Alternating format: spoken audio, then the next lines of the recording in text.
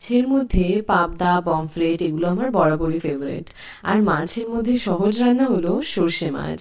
কারণ সর্ষে মাছ রান্না করতে ভীষণই কম সময় লাগে আর ঝামেলাও কম।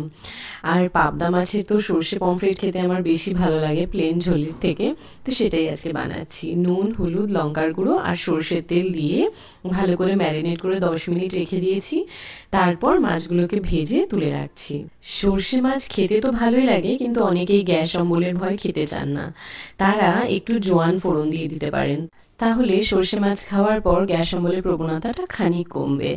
তারপর সর্ষের তেলের মধ্যে কালো জিরে, কাঁচা লঙ্কা ফোড়ন দিয়ে ডুমো করে কেটে রাখা, ছোট ছোট করেই কেটেছি, টমেটো দিয়ে দিলাম। তার মধ্যে নুন, হলুদ, কাশ্মীরি লঙ্কার গুঁড়ো দিয়ে একটু টমেটোটা নরম হয়ে এলে সর্ষে বাটাটা দিয়ে দেবো। সর্ষে বেশিক্ষণ রান্না করার কোনো দরকার নেই, 2 মিনিটের কম রান্না করলেই হবে। তারপর গ্রেভির জন্য জল দিয়ে দিচ্ছি।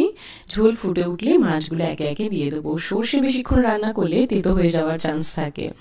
তারপর মাছগুলো ভালো করে ঝোলের মধ্যে 8-10 মিনিট ফুটে উঠলে নামানোর আগে সর্ষের তেল আর খানিক ধনেপাতা দিয়ে দিচ্ছি।